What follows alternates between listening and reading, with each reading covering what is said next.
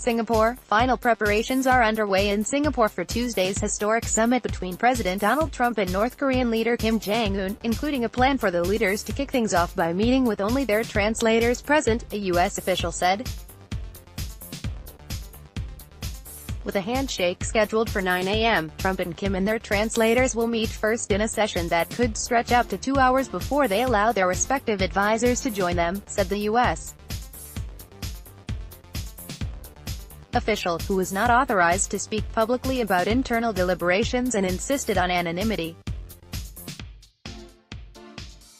U.S. and North Korean officials met Monday at the Ritz-Carlton in this island city-state to negotiate before the first sit-down between a U.S. president and a North Korean leader, which is meant to settle a standoff over Pyongyang's nuclear arsenal. Get the Times of Israel's daily edition by email and never miss our top stories. Free sign up. Trump, who arrived Sunday night, tweeted Monday morning, "Great to be in Singapore, excitement in the air." Yet even as he turned his attention to the summit, Trump continued his blistering attacks on Canadian Prime Minister Justin Trudeau, tweeting, "Fair trade is now to be called fool trade if it is not reciprocal," again accusing the longtime U.S. ally of unfair trade practices. Trump added, "Then Justin acts hurt when called out." U.S. President Donald Trump arrives at Paya Lebar Air Base for a summit with North Korea's leader Kim Jong Un, June 10, 2018, in Singapore. AP photo, Evan Bucci. Trump and Kim arrived in Singapore hours apart Sunday. Trump descended from Air Force One into the steamy Singapore night, greeting officials and declaring he felt very good before being whisked away to his hotel via a route lined with police and photo-snapping onlookers. Trump traveled to Singapore from Canada, where he attended a meeting with other world leaders. A jet carrying Kim landed hours earlier. After shaking hands with Singapore's foreign minister, Kim sped through the streets in a limousine, two large North Korean flags fluttering on the hood, surrounded by other black vehicles with tinted windows and bound for the luxurious and closely guarded St. Regis Hotel. In this photo released by the Ministry of Communications and Information of Singapore, North Korean leader Kim Jong Un, arrives at the Changi International Airport, Sunday, June 10, 2018, in Singapore ahead of a summit with U.S. President Donald Trump. Ministry of Communications and Information of Singapore via AP. Kim smiled broadly Sunday evening as he met with Singapore Prime Minister Lee Hsien Loong. The entire world is watching the historic summit between North Korea and the United States of America, and thanks to your sincere efforts, we were able to complete the preparations for the historic summit, Kim told Lee through an interpreter. Trump is set to meet with Lee on Monday. Trump has said he hopes to make a legacy-defining deal for the North to give up its nuclear weapons, though he has recently sought to minimize expectations, saying more than one meeting may be necessary.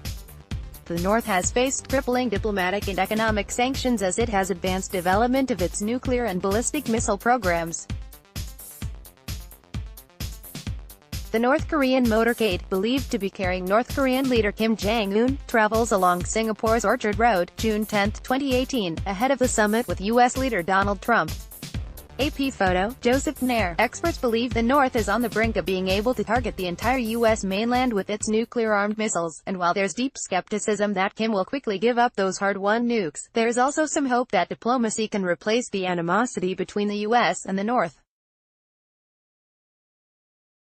White House Press Secretary Sarah Huckabee Sanders said Sung Kim, the U.S. ambassador to the Philippines who has taken the lead on policy negotiations with the North, will hold working group with a North Korean delegation to discuss final preparations for the meeting. The North Korean autocrat's every move will be followed by 3,000 journalists who have converged on Singapore, and by gawkers around the world, up until he shakes hands with Trump on Tuesday. It's a reflection of the intense global curiosity over Kim's sudden turn to diplomacy in recent months after a slew of North Korean nuclear and missile tests last year raised serious fears of war. A man watches a television news screen showing U.S. President Donald Trump left, and North Korean leader Kim Jong Un, at a railway station in Seoul on May 25, 2018. AFP, Young Yeonjae, but it was only Monday morning in North Korea that the government news agency reported that Kim was in Singapore, had met with the Prime Minister and would meet Trump on Tuesday.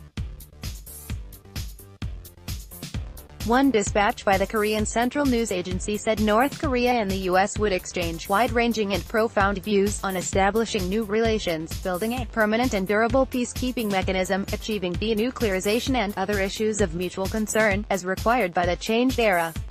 It's Kim's pursuit of nuclear weapons that gives his meeting with Trump such high stakes. The meeting was initially meant to rid North Korea of its nuclear weapons, but the talks have been portrayed by Trump in recent days more as a get-to-know-you session. Trump has also raised the possibility of further summits and an agreement ending the Korean War by replacing the armistice signed in 1953 with a peace treaty. China and South Korea would have to sign off on any legal treaty. It's unclear what Trump and Kim might decide Tuesday.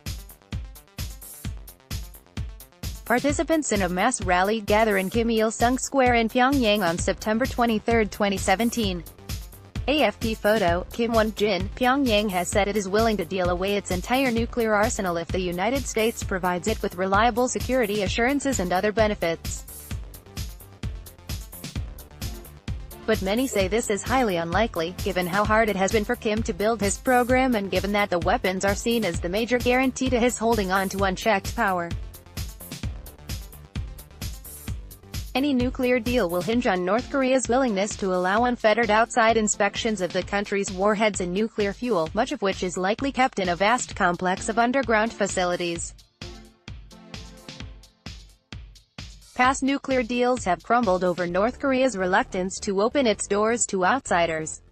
Another possibility from the summit is a deal to end the Korean War, which North Korea has long demanded, presumably, in part, to get U.S. troops off the Korean peninsula and, eventually, pave the way for a North Korean-led unified Korea.